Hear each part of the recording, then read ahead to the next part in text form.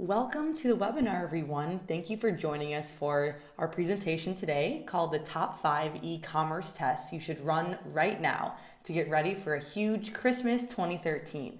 My name is Kara Harshman. I am here on the marketing team at Optimizely in our San Francisco headquarters. And with me today is Chris Goward, the founder and CEO of WiderFunnel, and Ryan Lillis, a strategic optimization consultant from Optimizely. So why are we talking about Christmas 2013 in August? As e-commerce sites or as websites have a huge traffic influx coming, and this is a make or break time for many sites. So we want to enable you with as many resources as possible to be successful during that time. So that's what today's presentation is going to focus on, is how to think about tests you can run on your site to prepare yourselves for what's ahead. So meet Ryan. He is our strategic optimization consultant at Optimizely, and he's advised all types of businesses from Fortune 100 companies to small startups. So he's very well versed in the topic of A/B testing and conversion rate optimization. Optimizely is a website optimization platform. We make sophisticated website optimization easy for over 5,500 customers across all different verticals.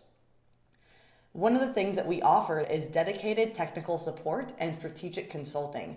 So that's part of what we're doing here with this thing that we're calling Summertime Christmas.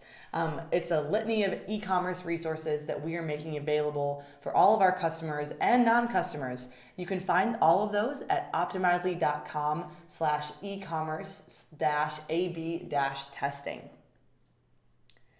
Next, I want to introduce Chris Goward.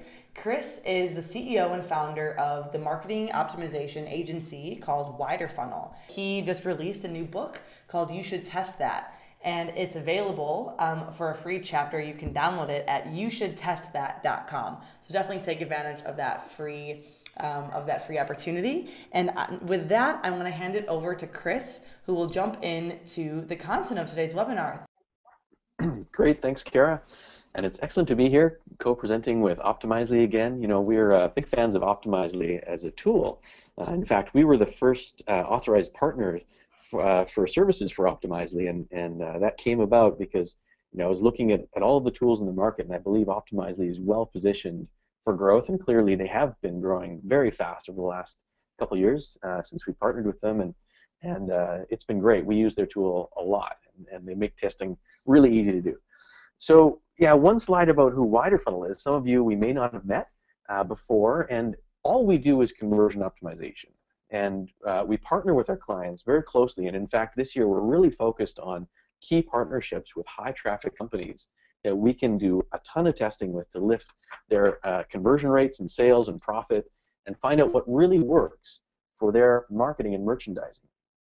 And I always get this question at the end, so I want to be clear. When I'm showing the examples that you're going to see today, WiderFunnel has done everything to develop those, from developing a conversion optimization strategy for the company, which prioritizes where to test and where to get the best impact, to creating the strategy, the design, copywriting, running the full service testing with HTML and all of that, analyzing the results, getting the insights, and running the iterative ongoing testing. And we also publish a lot of our tips at widerfunnel.com/blog. So I'd encourage you to sign up there, because you'll be the first ones to find out what's new in conversion optimization and what's actually happening and what we're finding from real live test results. So that's enough about WiderFunnel. What I really want to get into today is give you the 5 areas that you can test and that we're seeing the biggest impacts for testing in e-commerce websites. And so first of all, I want to start with some context about what we're talking about, all of these different areas. With a concept here about the 3 levels of your website when your prospects are arriving and making a decision to purchase from you. There's really 3 steps that they go through, and these may sometimes happen on a single page, but more often they're through a navigation experience, through a decision path that they go through. And it starts with the persuasional end, goes through the informational gathering stage, and then the transactional end on your website. Now, the persuasional end is primarily your landing pages. This is where people arrive on your website, and you need to make them stick. They need to immediately understand that this page and this website is going to give them what they're looking for. That generally the products match what they're looking for, that it has a high relevance to their needs and their wants, and that the immediate source media, where they came from. And then they go through the interior pages where they're gathering information and really specifying what they're looking for as a product. They're filtering through the category pages, they're finding that specific product that's going to meet their needs perfectly, and really evaluating your value proposition. And then finally, the conversion pages, that's where the rubber hits the road, right? This is the transactional end where the forms are happening. This is your shopping cart. This is your checkout process. But what we find is that a lot of times when people are thinking about conversion optimization, they're thinking mainly about landing pages, or they might be thinking about checkout. And there's a lot more to it than just those two areas for optimizing the full website experience. We believe, and what we're finding are companies that get the best results really view conversion optimization as an evolutionary site redesign process, where over time that site is just being improved and improved through continuous testing throughout the whole experience, through navigation and headers and the persistent site-wide elements. But landing pages are also important. So I'm going to talk about landing pages a little bit here and give you an example of where I believe landing pages are the most powerful, and that is to test your value proposition. So I'm going to show you an example and then give you a framework that you can use to actually develop powerful value proposition hypotheses that you can test. So let's take a look at this example. This was a company. This is a company called Cytropin, and they have a product called Cytropin, and it's a human growth hormone spray. So it's an e-commerce site. This is a single-page landing page. Now, I'm going to show you an A/B test that we ran for them, and they had very competitive search keywords for human growth hormone. Right? It's a competitive category. The competitors were focused on product purity, right, and how genuine their product was. And we thought, we have an insight here that shoppers could be worried about whether this product's actually working and whether there's a little bit of snake oil happening in this industry. So, of course, the ultimate goal is to maximize e-commerce revenue for this product. Now, here are two examples that we tested. And variation A, what we tried to do here is to take totally different approaches to get the main value proposition that people are looking for. And then we can go from there and continue to iterate and find the fine-tuning, right, the tweaking of the individual elements. So this is what we call a variable cluster test, where we're going in and changing things dramatically. And we do this, all different kinds of websites, not just landing pages, but here's an example. So variation A is the emotive approach, where we're taking the perspective that prospects are looking for that emotive payoff, that benefit for the product, right? The overall feeling that they're going to get from it, the energy and vitality and benefits they're going to get from the product. Variation B reduces the FUD by taking a more credibility-based approach, sort of taking cues from the medical industry and positioning it as a high effectiveness product. So these are completely different value propositions that you couldn't multivariate your way between. This is a dramatic A/B test. Now let's open up a poll, Kara, and we can let you vote on which one you think had the highest sales. So go ahead and vote on which one you think won, and then we'll take a look at what actually happened. So you can see the results coming in. You can go ahead and vote on A or B, and whether it's emotive or credibility, and then we'll take a look at the results.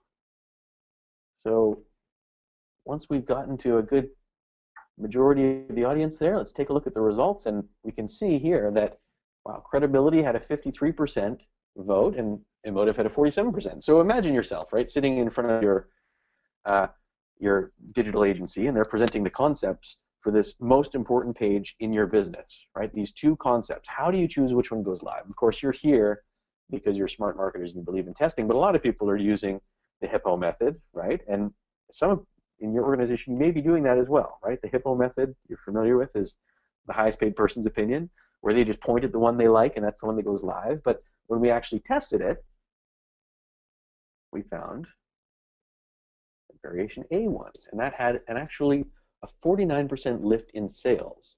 That's e-commerce sales of the product straight on the website. Now, of course, that makes a huge impact in the business, and that's why we believe you should test that, right, to find out what really works. Now, more importantly, they also have an insight here in the overall approach that may be affecting their market, right? The emotive approach it seems to be working better in this case. Now, this would have to be run through several different iterations to find out is it really the emotive approach? Is it some of the individual elements that are affecting that? But we have one data point to give us that validation that we can then continue to retest. So I want to show you a framework now that can help you to develop these value proposition tests, and so that you can actually create these types of powerful tests on your landing pages. It's called the POPs, Pods, and Poise framework. And essentially what it is the three areas that you can be looking at. Now, the POPs are your points of parity. This is where your prospect's desires overlap with your features, okay? So you're meeting a certain feature set that your prospects are looking for. It also overlaps with your competitors' features. So this is where you compete heavily with your competitors. And a lot of marketers are focused there, saying, we've got great service, Zappos has great service, let's target that and make sure that people know that we also have great service, right? Or we have great prices, and so does Amazon, but we can focus on that. That's the bloody area to focus, right? This is the red ocean area. The other area to look at is the points of difference. This is where your features overlap with your prospects' desires, but others aren't able to compete there very well. And that's where you create that unique value proposition. And there's another area here, your points of irrelevance. And we find, especially in engineering companies, a lot of people get distracted down here, where you've spent a lot of time creating features, but they may not be all that relevant to your audience. So it's important, of course, to know your audience deeply, know from their perspective what meets their needs. And so this is why you want to focus on this pods area, the points of difference.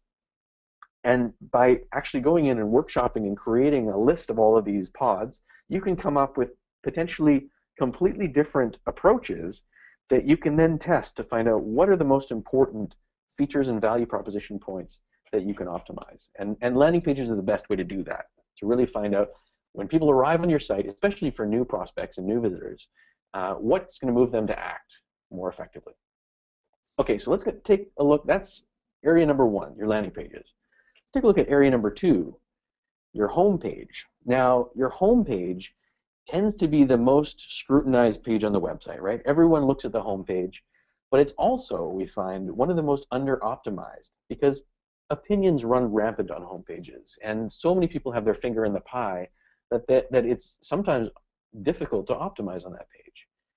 I'll show you an example that we see all the time. This was Forever 21, and putting myself in the prospect shoes, right? I'm a 19-year-old girl. I'm coming to this website, and I'm really looking for a pair of pants. And I arrive on this site, and what I see is a summer sale. Okay, well, it's not really what I'm looking for, but think from your prospect's perspective. The first thing they have to do is understand how your website is structured.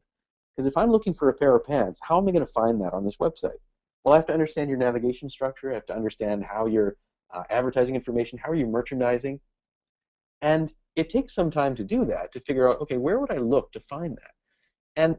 But also, this message is really compelling. So maybe I want to check out that 75% off. That's not really what I was here for, but maybe I want to look at that. Where do I find the button? Is that arrow a button or what? And just as I'm about to click and find out, the whole thing changes. The whole experience changes. Now I have to reorient myself to what's going on this website. Now there's a new message. Well, I actually might want to get back to that first message. Oh, but maybe this is compelling too. So just as I'm about to click on this one, it changes again, right? This is the rotating homepage carousel that so many websites use. But in our testing at WiderFunnel, we've found that this tends to underperform many other alternatives to merchandising products. See, the problem is that it solves an art director's problem in how do you show all of your products when you've run out of space, and so they just create a new panel. But that hurts the prospect, and it doesn't work from a user's perspective. It sucks, right? It kills conversions. Okay, so we've talked about landing pages.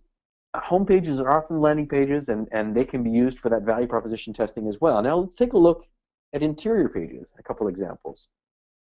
Your category pages are often the most overlooked areas of your website, and yet they're critically important for getting people to the right products and to merchandise your products effectively.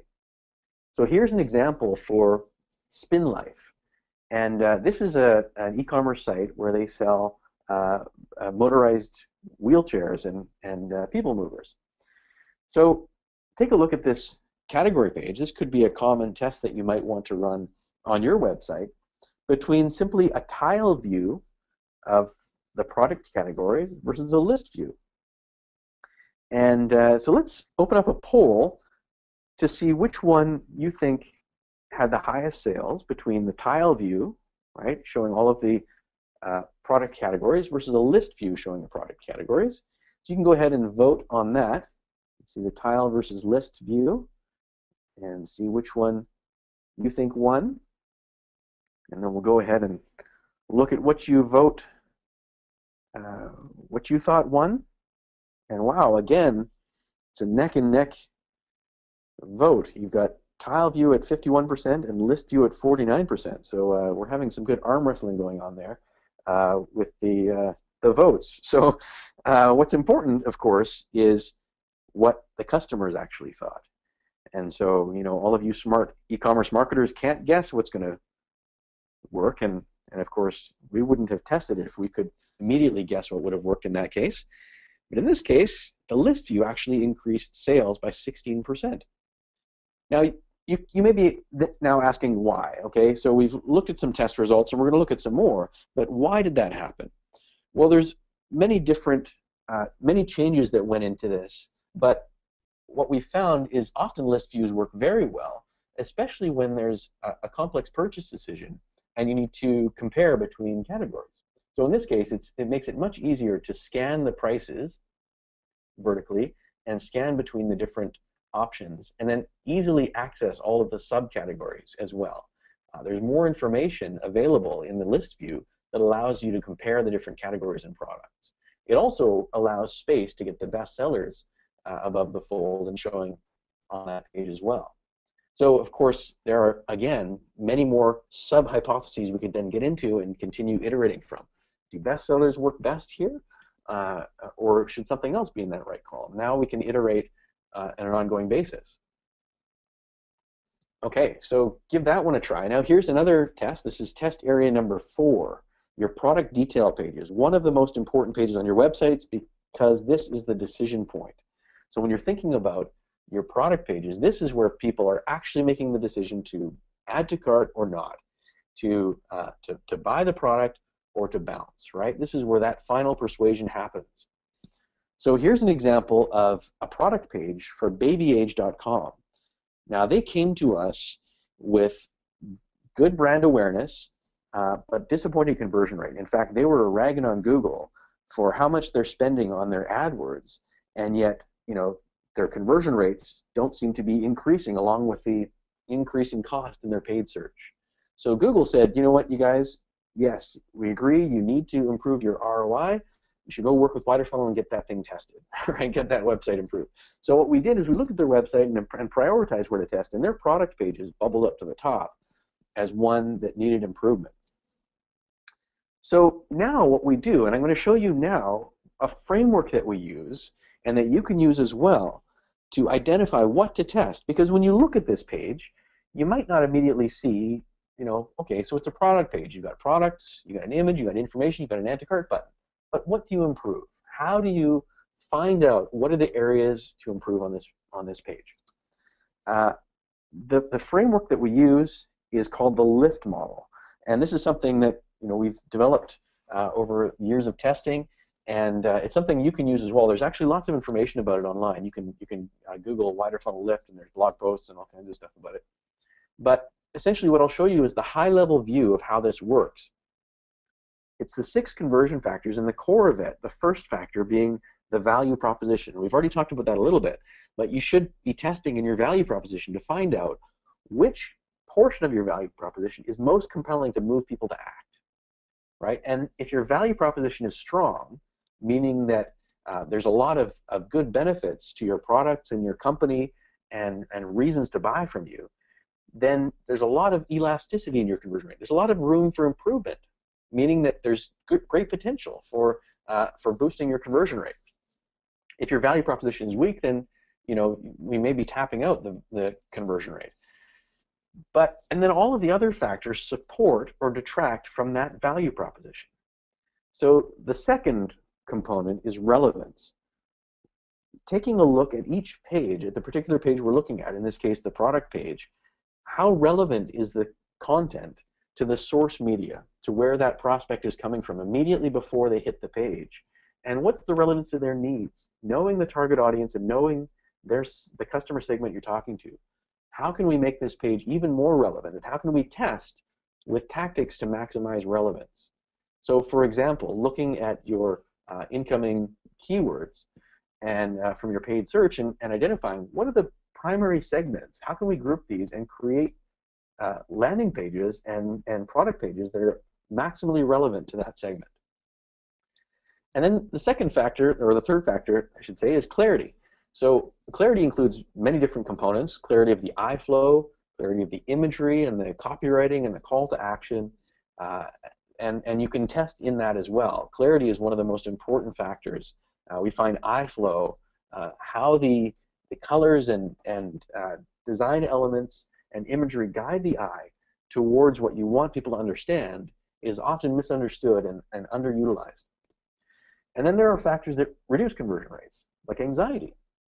And I'm going to show you an example of anxiety in just a moment here that's often misunderstood, especially by e-commerce consultants. And I'll talk to you about how we're dispelling one of the conversion myths as well. And then distraction is anything that redirects attention from the primary message. So that could be too many product options.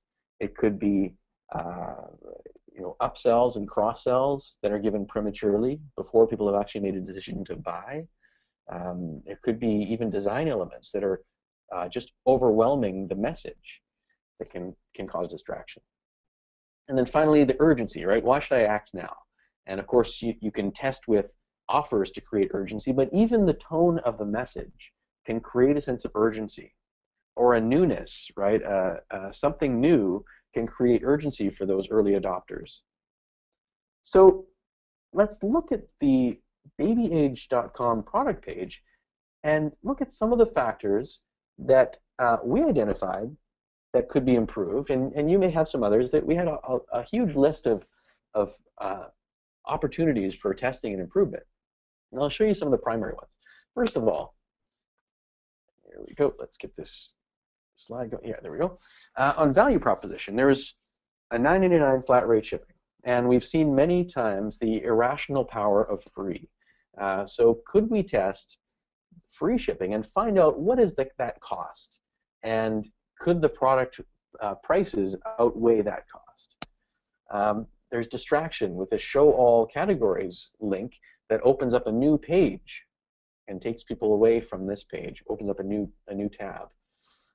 There's the relevance of the scrolling products taking the most prominent position on this product page, right? Distracting from that the product that they've actually clicked to view. The design of this price doesn't necessarily imply a sale price, even though a sale price may exist. The blue text confusing with links, that's a usability issue, a clarity issue. The shipping link opens up a new tab, right? A new page in a new tab. That's something you want to avoid doing. You want to keep people right on that product page where they can make the decision. Reviews are given more prominence than features. The cross-selling is more prominence than features. In fact, the features were actually hidden in a description tab at the bottom. And then finally, the shipping tab doesn't include the shipping price, right, on that tab itself. So that and many other things were things that our strategists identified that could be improved on the website, maybe reducing conversion rates and sales. So now the next step is to take these weaknesses and convert them into strengths. So then, for example, if there's a weakness or a lift point that says that scrolling products take the most prominent position, well, converting that to a strength, we'll say moving the product recommendations below the fold will actually improve sales. And then you go through that whole list to create that list of hypotheses that could be tested. And now here's where the art of the strategist comes in. Is really understanding how to prioritize what to isolate and how to know what to cluster together to create powerful swing for the fences variations.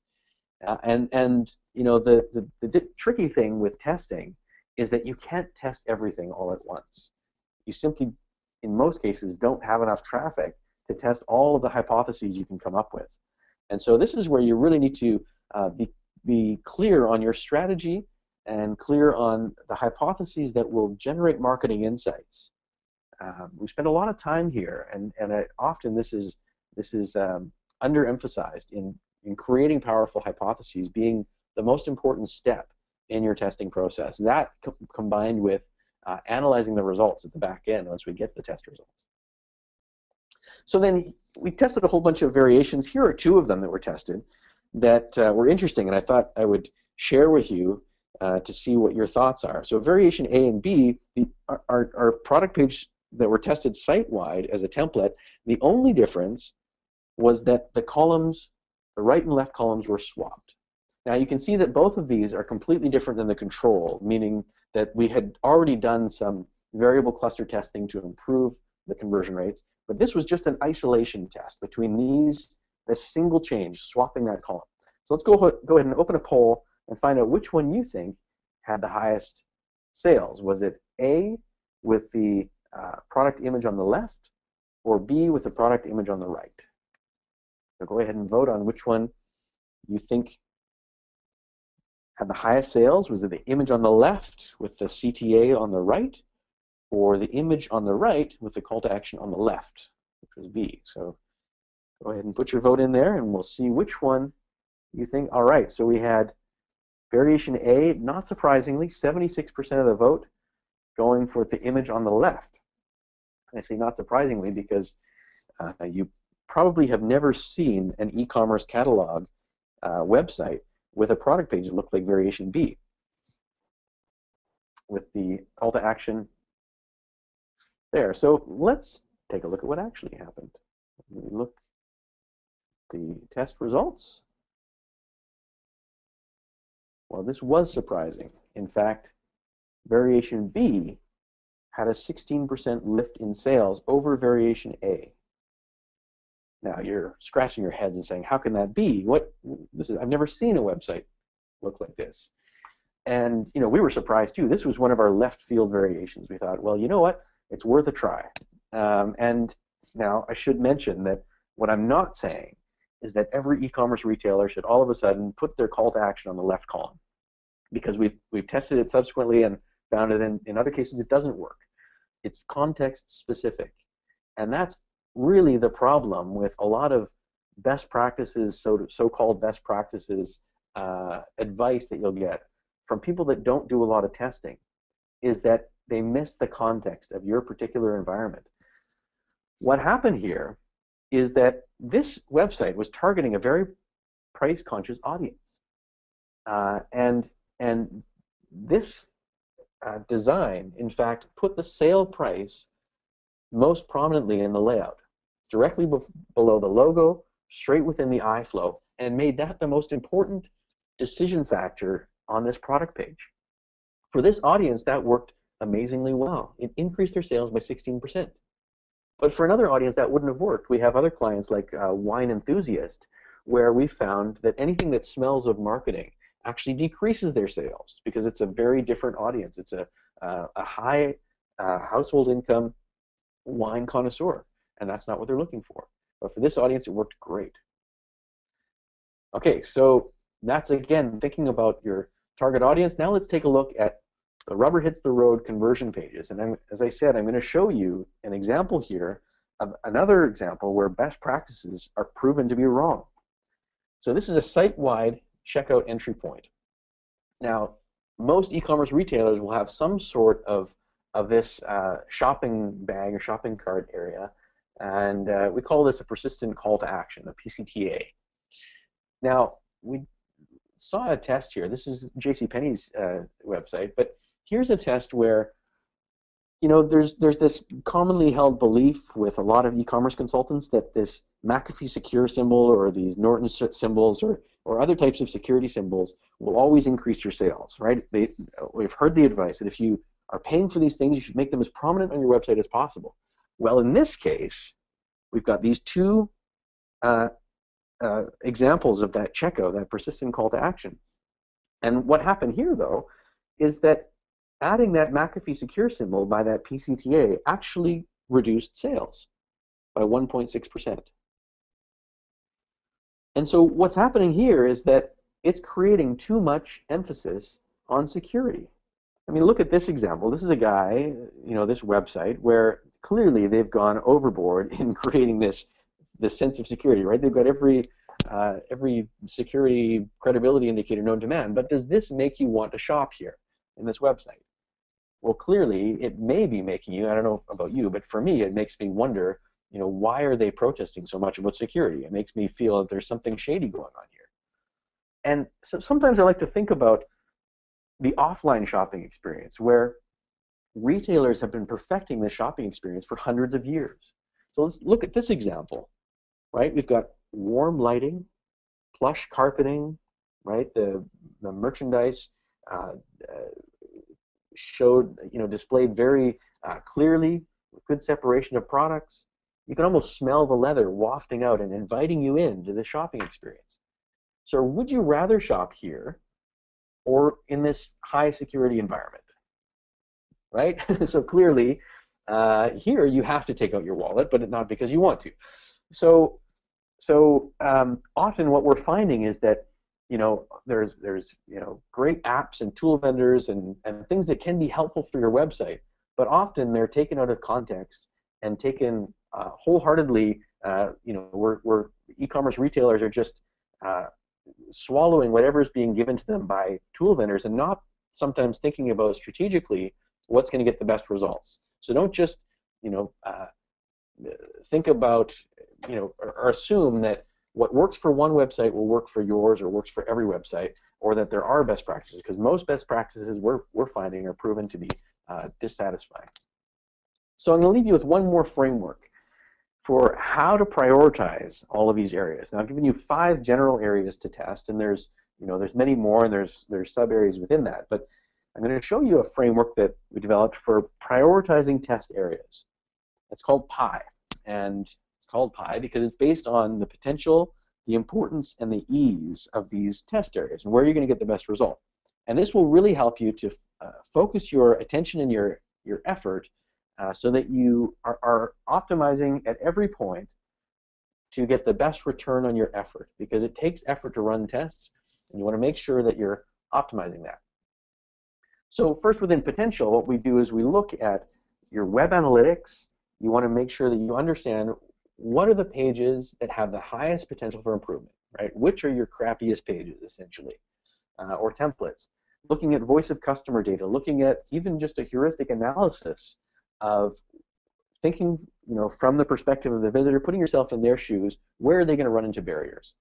And then the importance is looking at the traffic volume that hits each template, right? The cost of that traffic. Which ones are the high cost areas from your paid search or for affiliate programs or other areas? And then the ease of implementation is important as well, looking both at the technical ease and sometimes the political ease, depending on the organization, right? So you may want to downgrade your homepage, for example, if there's a lot of political pressure on it. And then you can actually rank the pages based on these 3 factors and come out with something like this, a chart that shows all of the test areas and rank them based on potential importance and ease and an average ranking. And then you've got a discussion point that you can go in and with your organization find out, does this make sense, and are these the most important areas to test? So go ahead and that's something you can just go ahead and use with your team this week.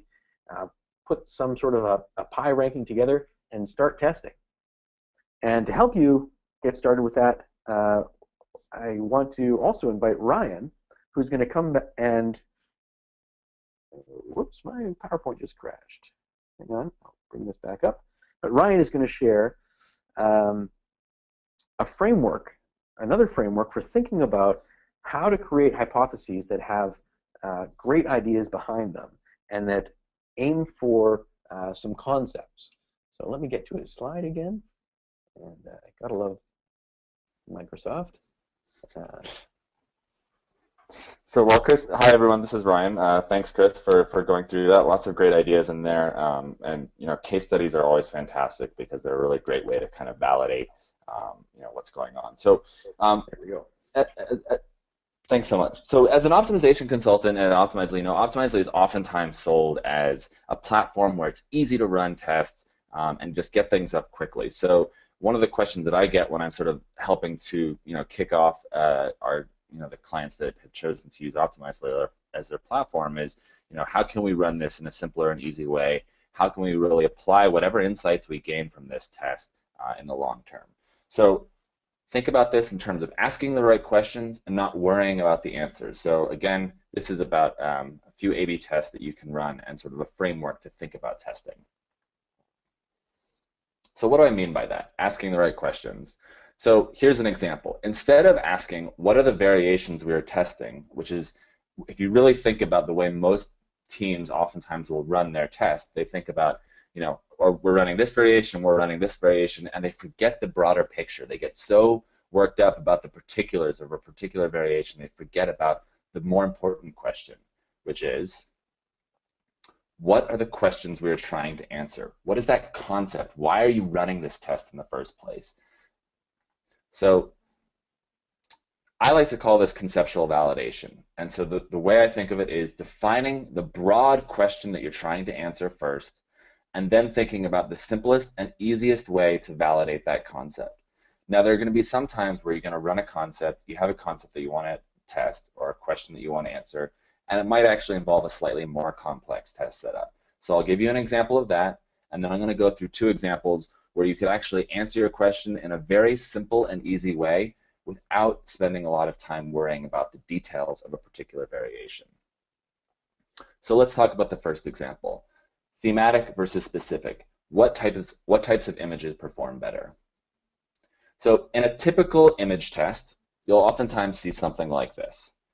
You'll see variation 1, where one particular image is being tested, and you'll see variation 2, where a different image is being tested. And your hypothesis might be something like this. The second image will outperform the first. Of course, you can look at these two images and you can immediately see obvious differences between them. This one has lifestyle imagery, models. This image is really focused on the products. But at the end of the day, because you're simply testing one image versus one other image, your hypothesis really can't be too much more in-depth than the second image will outperform the first. So let's think about how we could test this a little bit differently to get a much more valuable insight. We're going to do an image theme test. So in this example, the hypothesis would be product images will outperform lifestyle images. And in this case, you're going to have one variation where you're showcasing several different images. And this, in fact, could actually be several different variations, each variation being its own image. Or it could be one variation where you're serving a variety of images. But the key being, it is distinctly different from the second set of images that you're testing.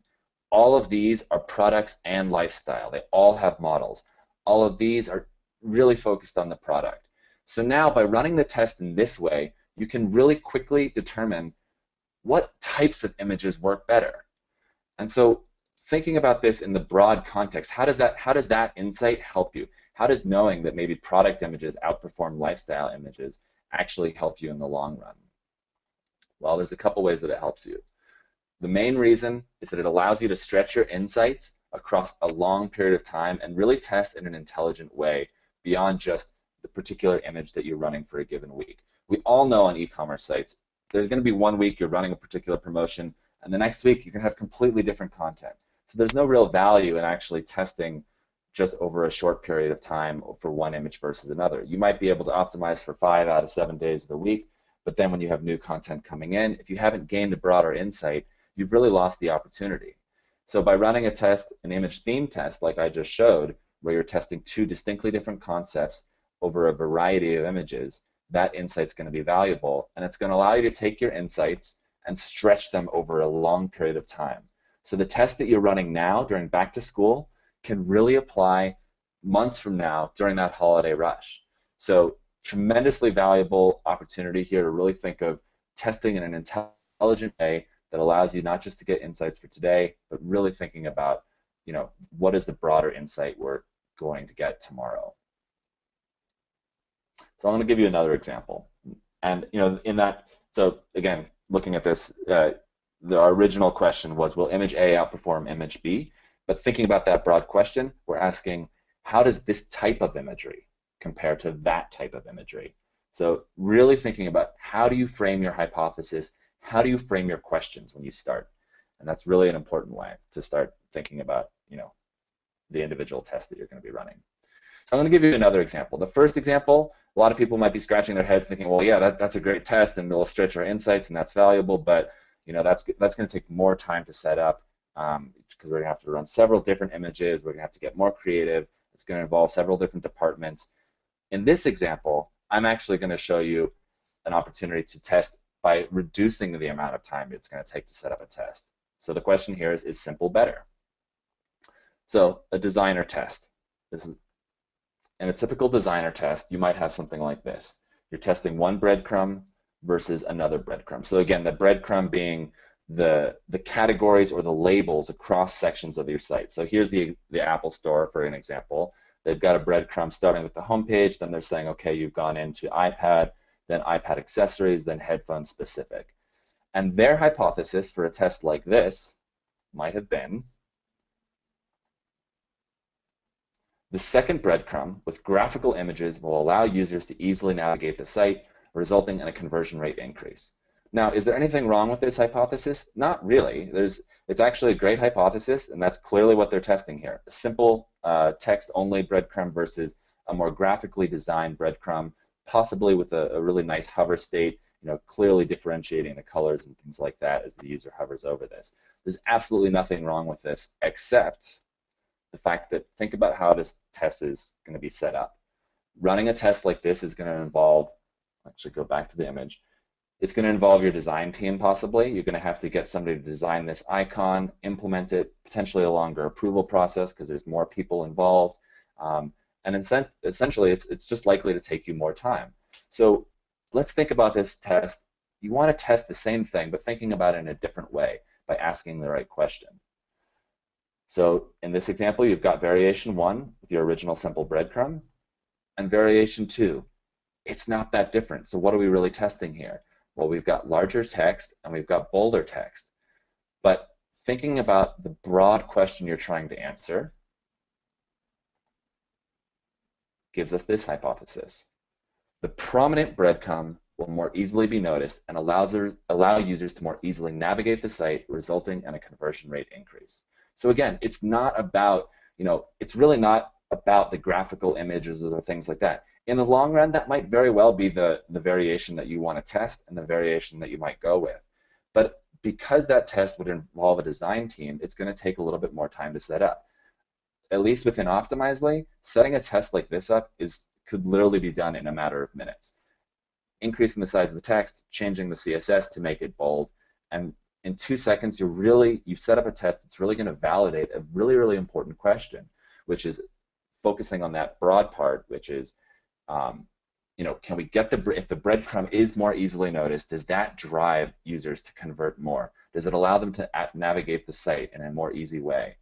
So I love tests like this because not only does it allow you to set it up more easily, but once you do decide to potentially go with the design team and things like that, if somebody ever says, why should we spend our designers' valuable time to design this breadcrumb when you don't even know if it's going to work, you can say, well, before we did that, we set up this test in 2 minutes, and we actually ran it for all last week, and we have some really great data that says when this breadcrumb is more prominent, we actually saw an increase in conversion. We think we can take that to the next level. So that's really helping to build that data-driven culture. And when you think about prioritizing different teams' resources, bringing data to that conversation before you actually invest a lot of time and effort to set up a more complex test. So I'm going to give you one more example. Oh, I've got one more slide here on this no design test. So again, what is the value of a no design test? I think we all understand that. You can utilize fewer resources initially. It takes minutes to set up. And depending on the results of that test, you can use your design resources more effectively in a follow-up test. And again, instead of asking which particular style, text, or graphical images will outperform, asking the broad question, how does prominence affect performance? That's really what we're getting at when we talk about a more design breadcrumb. All right, last example. Number 3 test, no IT versus IT. How much technical involvement is necessary? So sometimes you're involving designers, and other times you're really having to involve IT personnel or other people involved in your back end.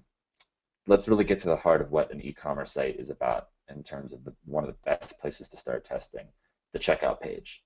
So in your standard original checkout, you might have something like this. In this case, it's a single page checkout. The billing, the shipping, all this information is on one page, and you might really be curious to test a page that shows less information on the page initially and does it over multiple pages.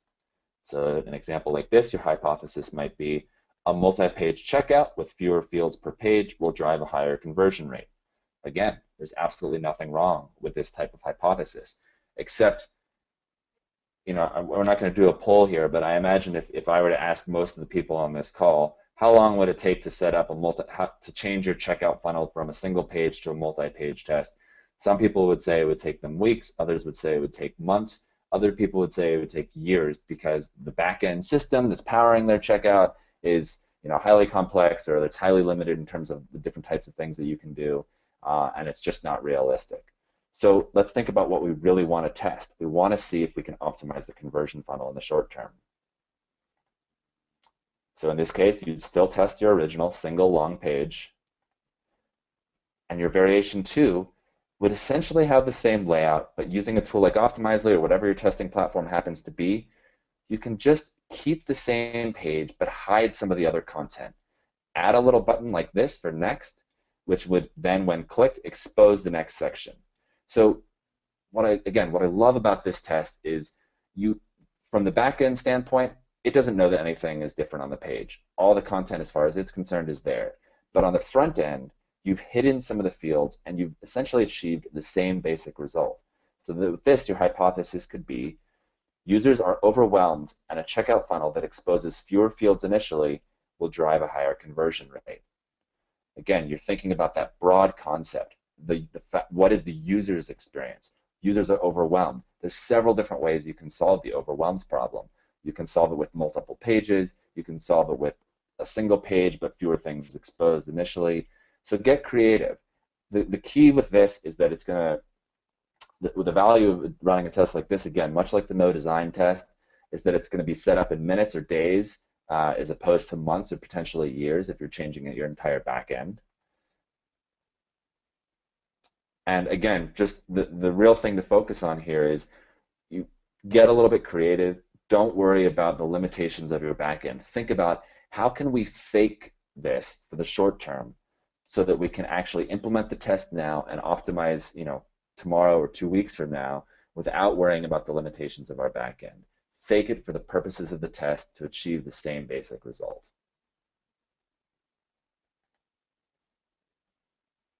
Instead of asking, how can I change the back end to support this test? Ask, can I test this concept without changing the back end? That's the right way to frame the question. So is this a perfect framework? Is it always 100% scientific? The answer, of course, is no. If we think back to that original image test where we tested several different lifestyle images versus some product images, it could very well be that there might be something specific to those images which makes some of the product images perform better than the lifestyle. But the point is you've done it in a much smarter way, and you're still getting a lot of really great and very plausible insights. So conceptual validation allows you to prioritize your team's resources. Number 1, don't use your design team if not necessary. Don't use your IT team if not necessary. It also allows you to test quickly. And then last but not least, it allows you to run intelligent tests. Before you run that design-intensive breadcrumb test, bring some data to that conversation. That's the key point there. And then over the long run, this approach is going to generate a better website tomorrow than you have today. So real quickly, I just want to bring this in. We build this webinar all about helping you to optimize your website now for the holidays. So what is all the things that both Chris and I have talked about? How does that actually tie into summertime Christmas, as we're calling it? My recommendation would be, throughout August and September, do 2 months of simple conceptual testing. Do those basic tests that aren't going to take you a lot of time to set up. Test setup should be quick, and they should be overlapping. And most tests should probably only run for 2 weeks. If you need to run it for a lot longer than that, it's probably not a statistically relevant test, and it's not going to have a huge impact during the holiday season either. Then in the September to October timeframe, I would suggest, based on the learnings from your original 2 months of conceptual testing, I would think about doing those tests that involve a little bit more design or development work. And then again, you can start prepping for the launch of those complex tests based on your previously validated concepts. And then in October, November, it's a final testing push before the holidays. Some of you are going to be going into code freezes by that time. So you want to test to confirm that what you discovered in your conceptual tests are actually working. And then get those tests running prior to the potential code freeze that you might have. So that's a framework that I like to use. I oftentimes, this isn't something that I sort of studied from an intellectual standpoint and came up with. It's just it was a really common theme that I found myself discussing with clients. They were saying, that's a great idea, but it's going to be too much work. And so I like to think of things from the broad concepts and the broad questions to really help determine really valuable insights that you can use for the long term. So that's it. So Kara, I know we have a couple minutes left, and Chris and I would be more than happy to take any questions that people have asked. Great stuff, guys. We have had a number of questions come in along the way, and the first one is for you, Chris. Have you seen this win of the left side call to action in other tests besides baby age? It's not just for baby age. We have seen left side calls to action work and win in other cases as well. So although it's not generalizable, we have seen the opposite too. So it's kind of an interesting test in that we have seen both results in different scenarios. This one was more dramatic than we often see. A 16% sales lift from that single change is more than normal. But in this particular audience, it worked very well. So yeah, it's something that's worth trying, depending on how it fits with your audience. Another great question here is, how long should I run a test? Mm-hmm. Yeah, sure. I can take a first stab at that one. It really depends on a few different factors. One is the difference in conversion rate between the variations. So your test will complete faster if you test dramatically and have quite a big delta between the conversion rates of your variations. So if your conversion rate goes from 2% in one variation to 3% in another, that will complete much faster than if one is 2% and one is 2.3%, right? And so, but as a rule of thumb, we'll usually plan tests to have about 300 to 500 conversions per variation to try and get statistical significance, and always aiming for that 95% statistical confidence level. Yeah, and I would just add to that, I have a blog entry about this on the Optimizely blog, but this is a really, really common question. How many people should we test? When is a test done? And there are conversion rate, like test length calculators out there. I'm not a huge fan of those because they ask you to assume certain types of information, which is very, very difficult to predict. Like, what is your anticipated lift? And that's, I've done tons of testing, and I still don't know what, sometimes something that you might think is going to have a really small lift actually has a very significant lift. So Chris's baby age example, and he got 16% lift from one thing, but that's sort of out of the norm. Well, when you use these conversion rate calculators, if you change that percentage lift, and I've done this, I've actually gone into these calculators and plugged in different numbers. If you change that estimated percentage lift just a couple percentage points, it might mean that your anticipated test length time goes from a couple days to literally like up to a year or more. So I'm not a huge fan of those. in the blog entry that I have on the Optimizely blog, I think it's called like, is this test done yet? Getting real about calling a test or something like that. I just give you some guidelines, but in the end, I like to test with at least 20% of the traffic to the site, depending on, how much, 20% or more. So if you're a small site, obviously you want to do more. But like Chris said, differences in variations are going to have a huge impact in terms of just how much what percentage of traffic you need to actually allocate. And that's generally why, from a strategy perspective, we'll want to start with fewer variations and more dramatic differences to get that read for how quickly tests can complete. Otherwise, you could be sitting around waiting for tests to complete for quite a long time. And that can lose some organizational momentum as well. Another question is, can you run 2 tests concurrently? So, for example, on your homepage and your checkout funnel.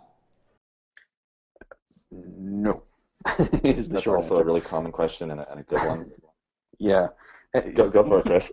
No, yeah, you can test concurrently if the audiences are quite different or segmented. So if you're testing on 2 different landing pages from 2 different paid search segments, then that may be okay if there's little overlap. But we'll always also, when we're testing concurrently, set up the code so that they're mutually exclusive tests. You'll never want to test with the same audience going through 2 different experiments, or you'll have pollution in the test results, and your results will be misleading. I'll actually add to that and maybe differ just a little bit. So on the one hand, I would agree with exactly what Chris said. On the other hand, if you have enough traffic going in through your experiments, you're going to get an equal ratio of people who got into that homepage test and an equal rate, both all the variations of the homepage test as well as into the other tests that you're running. So while I agree with Chris that yes, you are introducing a little bit of noise, if you have enough traffic, whatever effect the homepage test is having on users when they actually get to that conversion funnel, it should affect all experiences equally, because you're sort of getting an equal proportion of people who got, let's say, experience A on the homepage and then experience A in the checkout funnel and then experience B on the homepage and experience A on the checkout funnel and all the various combinations. So it's a good thing to think about. If it means that you're only going to be able to run a couple tests, over a several-month period, I think that look at your traffic numbers. If you have enough traffic, I wouldn't worry about it too much, but just be aware that you might be introducing a little bit of noise. Yeah, and I avoid the pollution. Typically, what we'll do is avoid the pollution by setting up 2 different test segments, and we'll, if you've got enough traffic, and then run a test on the homepage with 50% of your traffic, and the other 50% run in the cart, so that you avoid the pollution but still get both tests running. Yeah, and that's another great way to do it too. Great. This person wants to have some advice from you, Ryan, on goals and how you should set up goal tracking, what you should track, etc. I always recommend, every single e-commerce site. I don't care if you're testing on the home page or the final page of your checkout. Always test the thing that is quantifiably driving revenue. So the basic metrics that I'm running on e-commerce are always every single stage of your checkout funnel, including your conversion rate.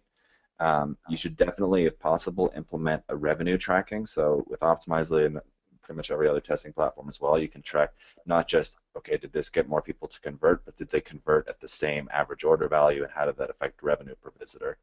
And then the other basic ones, again, pretty much regardless of where you're testing, how did it affect basic things like product page views, homepage bounce rate, a few things like that. You want to have those basic metrics for e-commerce, but at the same time, don't get too distracted by them. Don't allow just a plethora of different types of data to, really confuse what you're really focusing on. Don't lose sight of that primary objective, but make sure you're at the very least always testing every single stage of your checkout funnel, and probably something like, number of product page views. Yeah, I totally agree with Ryan. It's best to stay focused, and we usually want to differentiate between the decision metrics and the research metrics. So when we're running a test, you want to look at only conversion rate and average revenue per visitor or revenue per variation to make a decision on which one's the winner.